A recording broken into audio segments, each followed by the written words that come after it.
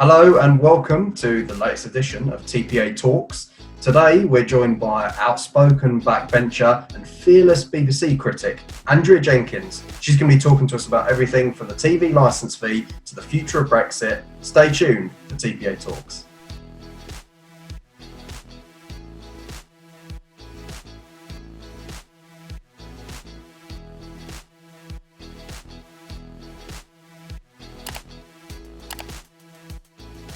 Hello Andrea, how are you? Hi James, I'm fine, thank you. Here from sunny Morley in my office. Thank you very much for joining us today. We're of course going to be talking about an issue which is very close to both of our hearts, which is the BBC. Yes. But before we kick off with that, I'd like to ask you about something that's sort of happening in the news at the minute. Okay. You will have seen the government's obesity strategy that the Prime Minister's launched, and all the details which have now come out. How do your constituents feel about the end of buy one get one free? Well, I can honestly say we haven't had any emails about that yet, but if I can just tell you my views about all this. Now, I was on the Health Select Committee when I first got elected in 2015 because I went into politics, to fight for better healthcare.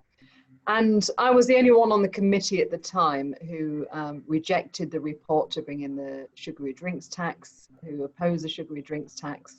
And I was very vocal about it. And because I am a libertarian, I believe in, people should be free to make their own choices. I believe in better parenting, parental responsibility. I believe in better education and better labelling. Now, I think looking at the situation with our Prime Minister there, I think this is actually something personal to him. This is because he nearly died and is admitted himself, put on those extra few pounds over those months, and he was overweight, and it put him in the high risk category to catch coronavirus. So I think with this, Boris is a libertarian as well, but I think with this, I think he's doing it because he literally wants to save lives, because we've seen it's a high risk category if you're overweight. So I think the Prime Minister, it'll be damned if he does and damned if he doesn't, to be honest with you. And this is talking to someone who is a libertarian, who is pro-choice regarding your consumer choice. But I do think he's in a difficult position, especially if we go and have another further wave of coronavirus and there's more deaths. People are going to be saying, why did you not do anything to tackle obesity? So I think he's doing it from the heart to actually save people's lives. We haven't got a liberal lefty government here. Look at Pretty, she's very strong on crime, law and order, etc. And so, if we had more of the left of our party leading, then I'd be concerned. But I think that, because we don't want to go down that route, especially long term. But I think it's needs must at the moment. I think it's trying to put the health of the nation over this terrible catastrophe what's been imposed on the world, and try and save lives. So I think it's a different situation this time. And as I said, I'm very libertarian, and I was only speaking at the conference on a panel about stuff like this last year. But I'm also a pragmatic conservative. I'm looking at the situation at the moment, and I think we just need to get on with it and save people's lives. Okay, so let's move on to the BBC. Yes. That's something which you've been campaigning on. It's something that the Taxpayers Alliance has been campaigning on for a long time. You're relatively rare in that you're a politician that's decided to put your head above the parapet and be bold enough to come out and to criticise the Beeb, which is quite a difficult thing for a lot of politicians to do. What is it that sort of made you make that decision to begin with? What made you decide I'm going to go and try and take on the biggest broadcaster in the country? I think with me, though, it's always about fairness, and that's how it was where Brexit's concerned. Excuse me. I fought for Brexit to begin with because, we had a referendum, and I believe in keeping my promises, and I like fairness. And I think it's the same with the BBC. I think because I've experienced so much bias in the BBC, during the last few years where Brexit's concerned. I got told on Question Time it'll be a fair panel, there'll be another Brexiteer on there, and it wasn't the case. It was 5 against 1. And I know with the online abuse that we've had as both the left and the right, Brexiteers and Remainers, it seems that those of us who are Brexiteers and and not on the liberal left. Ours doesn't get reported in the same way. I mean, I'll give an example. I got some really abusive emails, sexually explicit, saying for my female genitals to be cut with barbed wire and die in a pool of my own excrement. You know, the left-wing media, the BBC, didn't pick up on this whatsoever. And on the day that Jess Phillips, somebody screamed abuse outside of her office from the street, that made the BBC and national news. Yet myself as a Brexiteer, the BBC tweeted after I'd put about myself having somebody inscribe on my office outside wall, Andrea, why don't you kill yourself, please? The BBC didn't report on that, yet they reported shouting outside an MP's office. So I've seen the unfairness, and to me, it's, you know, if somebody wants to be biased, whether it's Fox News, Sky, or whatever, that's privately funded. But when something's, you know, hard-working British taxpayer funded, there shouldn't be biased. And especially when now, and I'm all for decriminalising as well, not paying of the license fee, because look at in this day and age, you know, why they've got a monopoly on this, and why how come Sky you can not pay for that, and they're just you know, you'll get letters through the post asking for you to pay your missed payment, etc. But with the BBC and the license fee, you can go to prison. I mean, how is that fair and just society? It's wrong. So back to your original question, it's about fairness to me, and I don't care who I take on in life. You know, it's, to me, it's about fairness in life, and I'll always speak up and fight. Just on that point about sort of bias, I think yes, you get this interesting conversation where a lot of people in politics who've experienced it, like yourself, will talk about BBC bias, but to a lot of people outside of politics, it can be less obvious. They think, well, the BBC is impartial, you know, the BBC doesn't seem to favour one party over another. Is BBC bias something that your constituents have seen and identified, or do you think it's very much a sort of a Westminster issue? No, I mean, I've seen it from my constituents telling me, and even local people on social media saying, you know, here we go again, I've stopped watching the BBC for their biased views. And you always feel when you're going on the BBC, you're being set up, especially as a Brexiteer.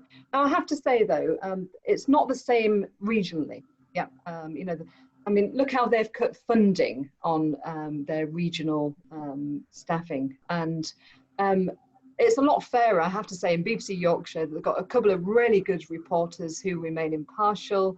Yes, you know, when they announce cuts on regional BBC teams, yet the BBC can unveil a 100 million diversity scheme to accelerate on their inclusion. And it seems that their priorities are so skew with, and just really, it doesn't speak to the wider public outside of the Westminster liberal elite.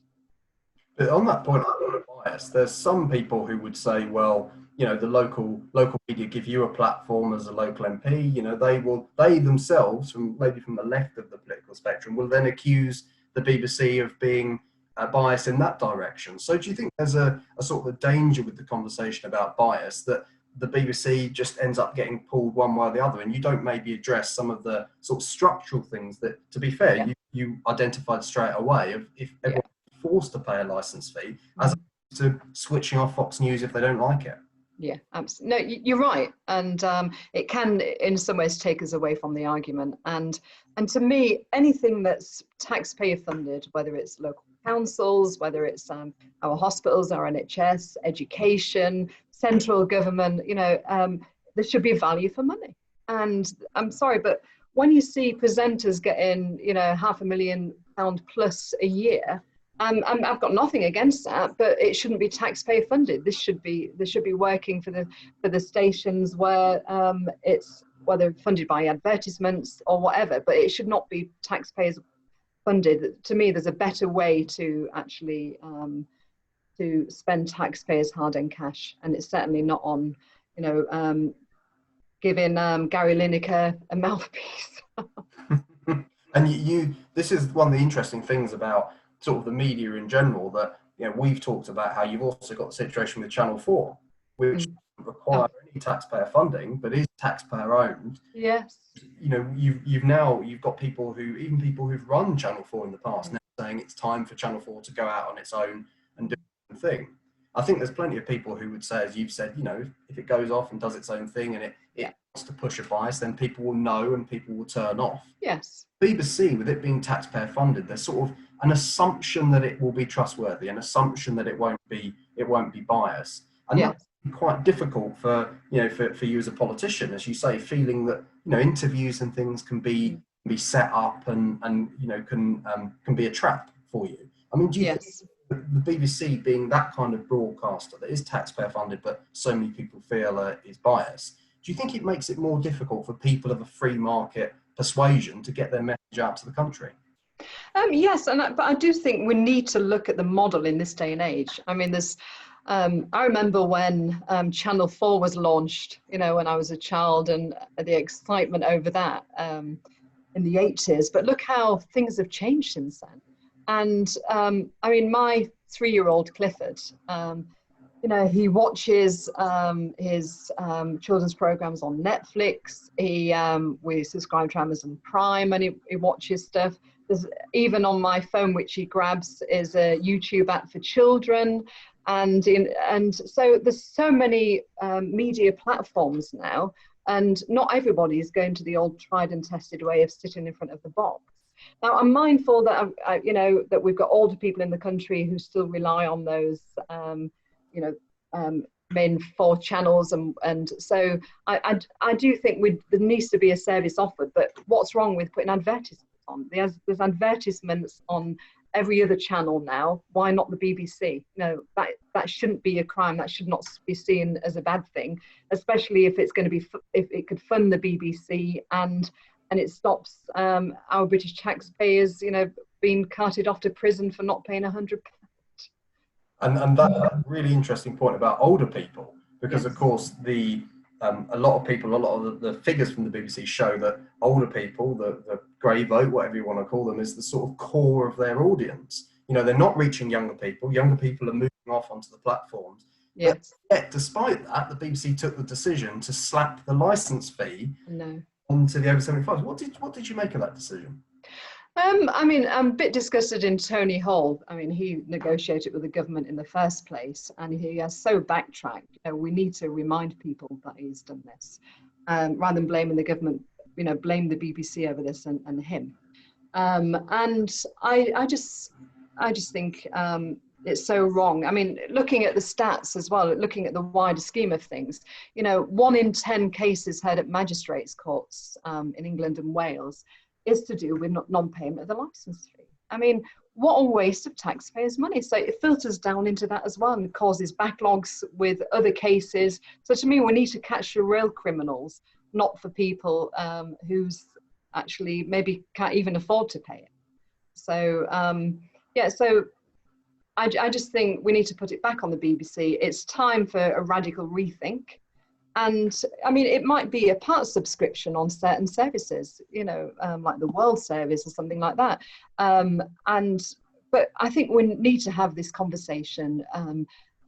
Platforms and media has moved on dramatically, and I just think it's ridiculous to be able to prosecute somebody when they might not even hardly use the service, when they might be paying for subscriptions on other platforms, which is more important to them. So it's wrong, and why should people get prosecuted for something?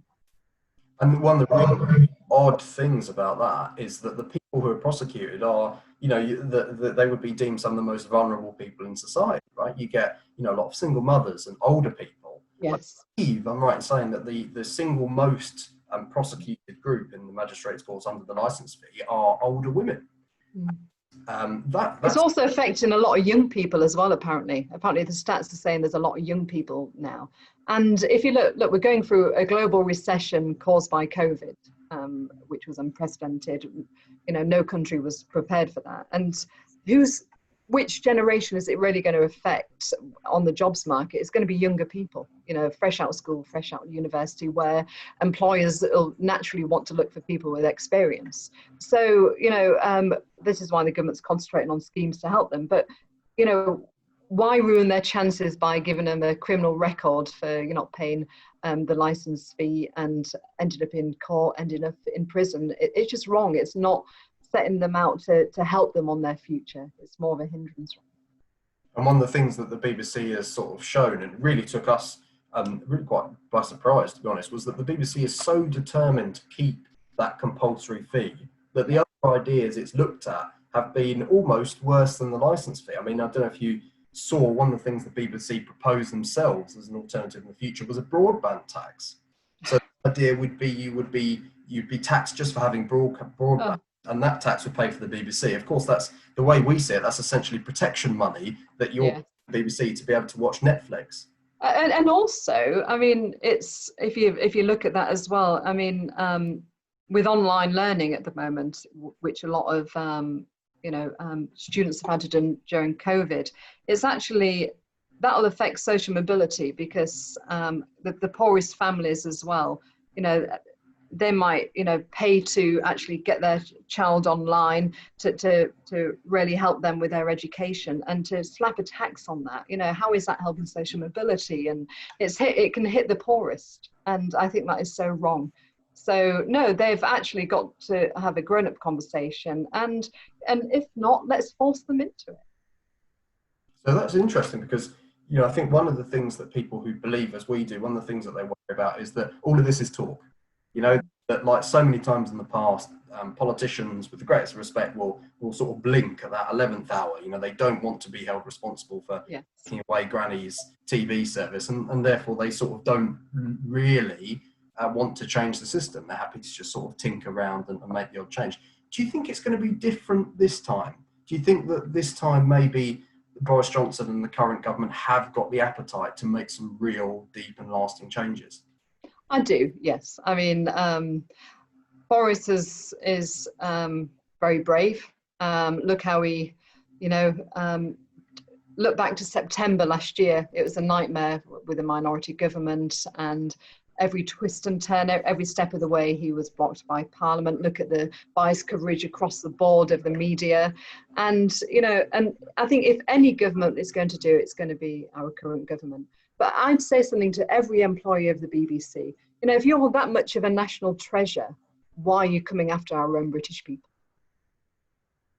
Well said. Well said. Yeah. With that sort of reform, one of the things you sort of mentioned was the criminal element of the licence fee. The government has consulted on decriminalising the licence fee. Do you see that being a sort of a realistic first step to some serious reform? I do, yes, definitely. And I'm pleased that the government's been looking into that, because I think that shows that we're serious, and we need to actually, the BBC are not going to do it on their own. And why should they? Let's face it, they've got the comfort blanket of the British taxpayers' money, not only funding their salaries from bottom to the top.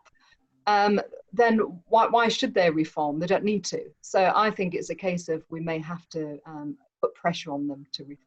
With the sort of the BBC, do you have an idea of what sort of models? You've talked about sort of a part subscriber model or something. Do you think that yourself and with like-minded MPs, like-minded colleagues, do you think there'll be a sort of model that a lot of people will support that will come out as the sort of alternative? Or do you think that there's a place for, now is the time for people like us and other groups suggesting what that alternative is? Well, I think if you left it the politician route, it would just get people drag their heels for years because they can never agree on anything. So I think with pressure from people like yourself, James, and the Taxpayers Alliance and think tanks, it's important that you put your message out there and look at alternatives as well. And with the support of politicians and getting the media behind you, I think it's important because we need to have this conversation, and we need to have it now. We're in a global recession through COVID. Every single penny of taxpayer money matters, really. And I'm sure the general public, if it was put to the general public, they would much rather pay for extra money on the frontline services during this time, hospitals, education, etc., than they would paying £500,000 for a presenter. So I think that now is the time to have the conversation. Let's be radical. But let's get it right as well, because as I said, I don't want us to make it difficult for the older generation not to be able to link up to. And also, you mentioned the single mum. Don't forget, CBeeb is widely watched and is a great educational program. My 3-year-old watches it too.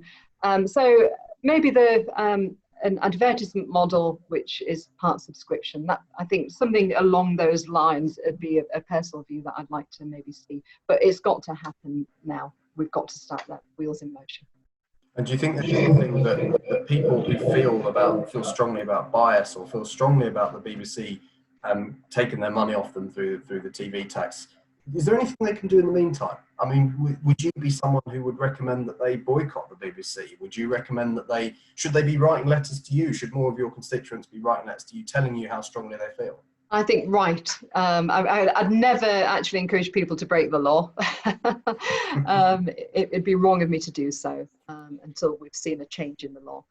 However, look, get right into the BBC, get right into your regional BBC, get right into people like yourself, get right into your local councils, get right into your MPs as well, and write in letters pages in your local newspaper. Let's get that message out there that, enough is enough. It's time to change and start actually, making sure that the BBC is reformed with the times. It's most importantly, it's value for money. There we go. We've got our marching orders. I would like to talk about another issue, Andrea. I know something that's been really sort of close to your heart, and you mentioned it a few times, Brexit. The Taxpayers Alliance has got supporters who supported leaving the EU, supporters who didn't. What do you think that taxpayers could sort of look forward to from Brexit Britain? Brexit Britain. Well, first of all, I'd like to say good on the PM and David Frost. Show him some metal and some steel. We could have done with this 3 years ago. And so actually, I'm confident and I trust our negotiating team this time. And so what could we look forward to? Well, let's look at the recent weeks with the EU, the bailout package, during COVID, and the money, the lack of transparency, the money that was paid out. Thank God we don't have to contribute to that. Thank God we can actually put that the money into our own British taxpayer and actually protect, this great country of ours. So we can make decisions like that. And let's face it, during these COVID recession times, we want to be a free trading nation to, chart our course in the world, do free trade agreements with the countries across the globe without any restrictions from the EU. I think Brexit is actually, contrary to a lot of critics, coming at the right time during this COVID recession to actually invest in our own country. So a critic might say that, the Prime Minister has done a great job of getting Brexit done, as he said, and doing all of these things, but also looking at some of the things the government's doing, some of the massive state intervention that the government's undertaking, some of the potential tax increases that we've got coming, I'd be inclined to say, well, hang on a minute, I voted for a sort of a free trading enterprise Brexit Britain, and I think this is what the government that I voted for is giving me a tool. What would you say to those people? I'd say we're in unusual times, really. Look, we've had a global catastrophe, and so there's been a lot more state intervention than any Conservative would actually feel comfortable with in normal times. But we're not in normal times. The government's been trying to protect people's jobs over the last few months, but that can't go on forever because we haven't got this magic money tree, this never-ending pot of money, and so and we've seen how Boris has invested in schemes to get people fit, etc., and lose weight, and I think that's down to also COVID as well, and also looking at the wider scheme of things, that what is a big tax burden is actually and drain on the NHS, diabetes. That is a massive drain on the NHS. So by people getting fit and healthy, I think they're investing in schemes looking at the bigger picture on how in the medium and long term it's going to be better for taxpayers than it is necessarily in the short term. But as I said, we live in in difficult and unusual times. So, and you know something, I back the Prime Minister to the hilt, because I look back to what it was like a few years ago, you know, even last year before Boris came on board as Prime Minister, and we're in a damn sight better place. It really strikes me now that you mentioned David Frost. Usually, the person negotiating a deal like that would be a household name, but Brexit has fallen so far down the sort of media agenda now that it's just sort of happening without the same heat that it had in it before. Now, Yes. people feel that's a really good thing because it means that it's just going to get done and we can forget about it.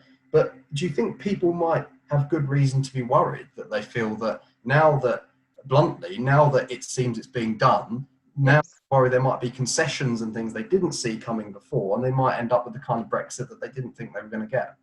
No, I think people are preoccupied at the moment. Look, we've had 40-odd thousand people die through COVID, and it's focused people's minds probably internally on the family, on the community, on their friendships, etc., and surviving. You know, we're going to see major job losses through COVID. So I think people have been looking at that. But my words, you know, as we get closer to December, the Remainers will come out on steroids, won't they? They will be doom mongering, and so it's going to prick the interest of Brexiteers once more, and where we will all come out fighting to the end. So I think the future is going to be bright for our country anyway. Thank you, Andrea, for joining us today. It's been great to have you on. All the best and stay safe. Bye-bye. So there you are. You've been watching TPA Talks. Remember to like, comment and subscribe, and we'll see you next time.